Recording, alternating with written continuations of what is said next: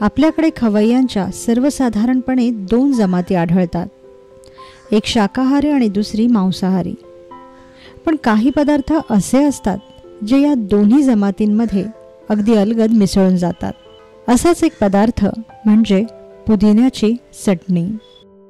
Tandoori chicken असो वा सात्विक साबुदाणा वडे, या सर्वांची घट्ट मैत्रीण असलेली पुदिन्याची चटणी या वेगवेगळ्या पदार्थांना एका वेगळ्याच स्तरावर नेऊन ठेवते.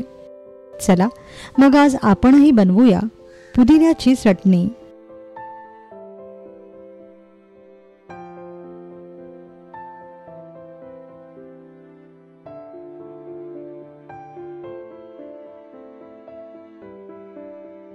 पुदिन्याची चटणी बनवण्यासाठी आपल्याला लागेल 1 वाटी पुदिन्याची पानं, अर्धी वाटी कोथिंबीर, 7 ते 8 हिरव्या मिरच्या, 1 वाटी दही आणि चवीपुरतं मीठ. सर्वप्रथम हिरव्यागार पुदिन्याची पानं खुडून घ्या. मग त्यात कोथिंबीर आणि मिरच्या घाला. आता हे सर्व स्वच्छ धुवून निथळून घ्या.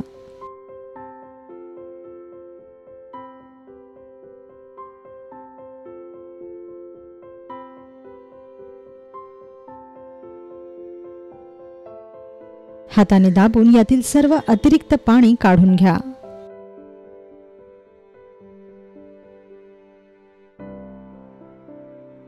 यानंतर हे सर्व मिक्सरच्या भांड्यात घ्या.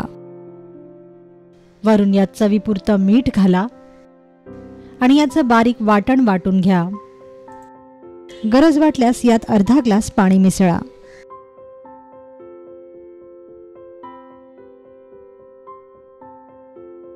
यानंतर एका वाडग्यात दही घ्या व चांगलं फेटून घ्या.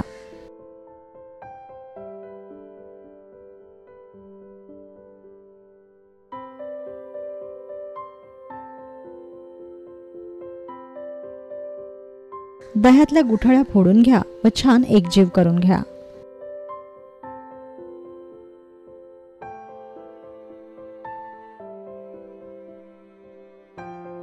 आता फेटलेल्या दह्यात पुदिन्याची पेस्ट घाला व छान मिसळून घ्या.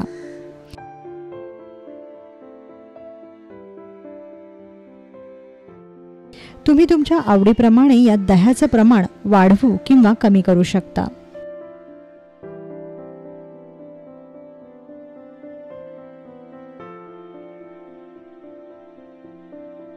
तयार झाली पुदिन्याची चटणी. ही चटणी फ्रीजमध्ये 3 ते 4 दिवस सहज टिकते. आता पुदिन्याची ही चटणी तंदुरी चिकन सोबत, साबुदाणा वड्यांसोबत किंवा अगदी ब्रेडला लावून सँडविच बनवून देखील तुम्ही खाऊ शकता.